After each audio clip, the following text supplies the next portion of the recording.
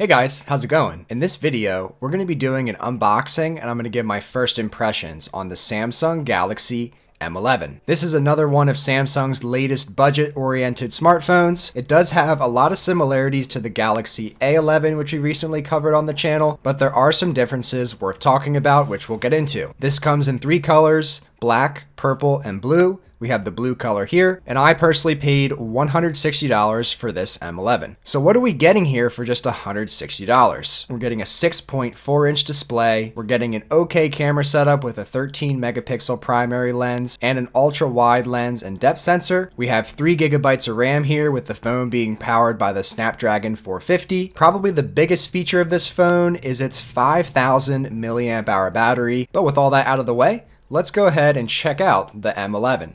So first thing I love here is that this is completely sealed with some plastic wrap. I know that sounds silly to be excited about, but these other Samsung Galaxy budget phones, they're not coming with any bit of plastic wrap or any adhesive or anything. The box is open right up. This is a brand new Galaxy A21s, which I haven't reviewed or unboxed yet for the channel, but it opens right up. I haven't even touched this phone at all yet, so just really nice to see that here.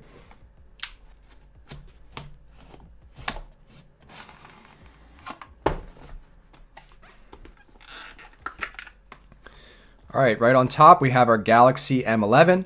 Go ahead and put that to the side. Ooh, I'm liking that metallic blue color. Have our 15-watt fast charger here. Very nice to see fast charging come in the box with a phone this inexpensive, opposed to some other brands charging more than twice the price for a charger from a decade ago. We have a USB Type A to Type C charging cable, and on the bottom of the box, we have our SIM ejection tool. There is no case included with this phone. Some of the other Samsung budget phones do include a case, but in this box here, we have some paperwork. But now let's go ahead and check out the Galaxy M11. So on the front here, we have what I believe says an octa-core chipset. We have that Snapdragon 450.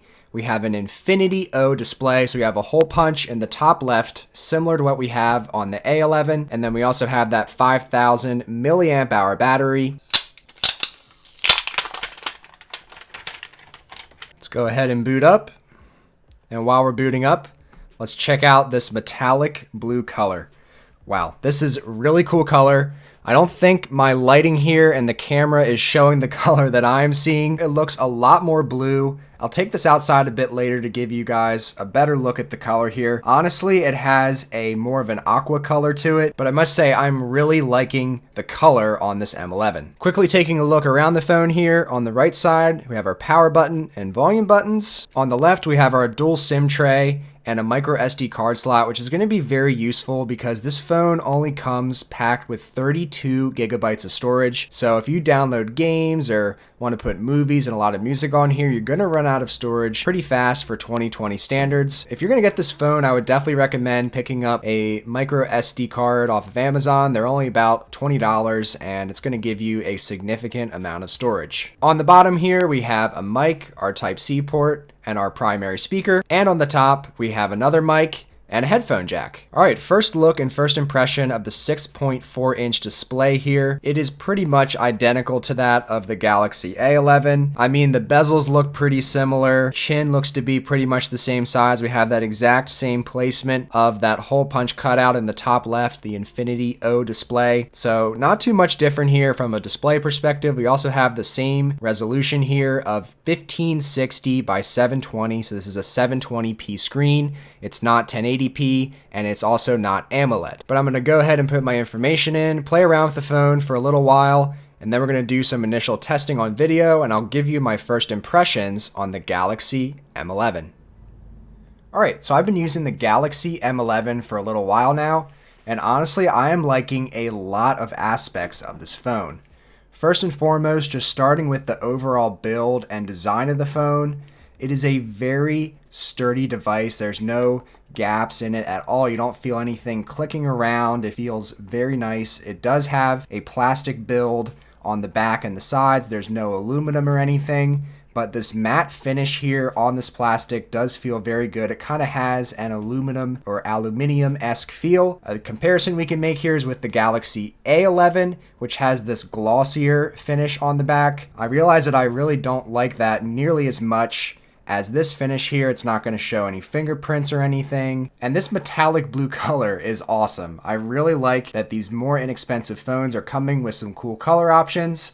But if you don't want something with flare like this, you could always go for the black option and you'll still have that matte finish. Also, while we're looking at the back here, I love having the fingerprint sensor on the back of these phones. I honestly wish this never went away. This was on flagship devices like the Galaxy Note 9. A lot of Samsung's mid-range and budget tier smartphones this year are coming with an optical fingerprint sensor, which is found in the display. But honestly, in my usage, it's just less reliable. It just doesn't work as fast, in my opinion. It's just much nicer having it here physically on the back of these lower end phones. So taking a look at that fingerprint sensor, very quick. I'll do it a couple more times. Looks good. Works every time, and it's very quick. Now we also have face recognition here. Works pretty well. Looks good. Let's try it once without looking at first. Not too bad. All right, next, when navigating throughout the phone, just jumping through apps and such, it's not too bad. It's going to be a little slow depending on which app you open up. And sometimes scrolling through things can be a little slow. General use cases have all been fine. Pretty similar to many other phones that we reviewed on the channel. Let's jump over to Amazon here. See how quickly stuff boots up. Not bad at all. So a lot of images, a lot of graphics here. Able to scroll through all of them just fine. And you can scroll quickly as well if you need to quickly scroll through something. No issues at all there. And as you saw there, pretty smooth animations when moving to and from screens. It's very easy to quickly navigate between your different apps. Just overall a good UI experience here and no issues in terms of navigating through apps. Next, let's take it over to YouTube and watch a video. So Samsung's Galaxy A71, Note 10 Lite, and S10 Lite are three of the latest mid-range smartphone offerings from Samsung, which all offer an excellent user experience. So content looking good here on YouTube. The hole punch cutout in the corner really is not that much of a disturbance at all. If you're holding it in this orientation, it's off to the bottom left. You may not even notice it. Very minimal amount of bezels here. And the sound is okay. It's not great. It's about the same as on my Galaxy A11, and it's significantly better on higher end flagship Samsung devices. But for just sitting here watching YouTube, it's really not that bad. It's a fine experience. In terms of the screen's brightness, that's also not bad either. And I did just have it outside for a bit to take some test photos, which I'll show you a bit later in the video. But honestly, the picture here looks good. And I know it's a 720p display and that might throw some people off, but watching YouTube here is fine. Going through things on the home screen and just other apps in general, this screen is certainly sufficient. Next, let's transition over to some gaming and see if this phone can handle some lighter games. Here with Stardew Valley, this is a game that I play on pretty much all my devices here on the channel. One thing I'm noticing though, as I play here, is that when my left hand and thumb goes over the hole punch here, it's going to automatically adjust your brightness. You can see that my brightness dipped down to below half when it was at max. So you definitely want to go in here and turn off that adaptive brightness so that when you're playing your games and you have your finger or thumb over that camera, the brightness isn't going to keep changing on you. So while this does have a little bit of lag, the game is still playable. And at this price point, it's awesome to see that you can do some light gaming here. Next, I want to quickly talk about the cameras. So we have a 13 megapixel primary lens, we have a 5 megapixel ultra wide lens, and a 2 megapixel depth sensor. And honestly, the primary shots are pretty good. When you zoom in on some of these photos, you are able to see some finer details. Like I didn't even notice that there was an ant crawling on this one flower, but it was able to capture that and give it pretty good detail. Also on this other shot of flowers, you can see that depth sensor doing a little bit of work as it differentiates the flower and the background. So the background is a little bit blurrier and then there is focus on that subject of the flowers, which is nice. But when you go into that wide angle lens, you definitely lose a lot of your photo quality. And I did have some concerns with the front facing camera. It's definitely not the best out there. I would say it is well below average. It does have a wide angle option, which is nice if you want to have someone else there in the photo with you. In terms of video, you can film 1080p 30 on the front and rear facing cameras, which is certainly acceptable for this price. But that is going to bring us here to my first impressions of the Galaxy M11, and honestly, for the price, I am really enjoying this phone.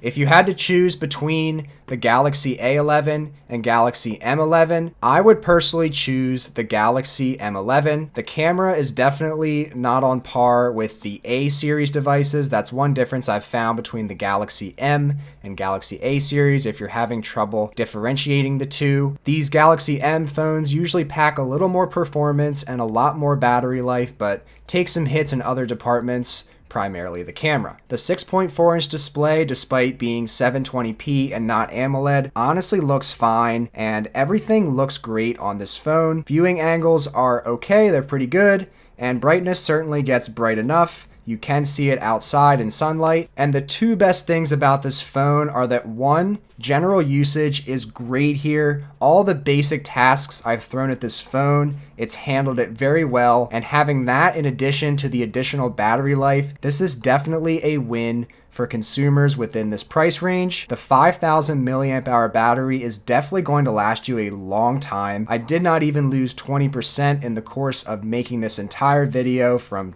turning on the device, setting it up, downloading hundreds of apps, playing some games, watching YouTube, doing some shopping on Amazon, web browsing, all these tasks thrown at this phone. It's barely depleted the battery, so I'm definitely looking forward to testing that out further for you guys. And then lastly, just the overall build is just a great feeling phone. I'm just very surprised of that. For $160, you are definitely getting a great overall device here. But what are your thoughts on the Galaxy M11? Let me know in the comments below.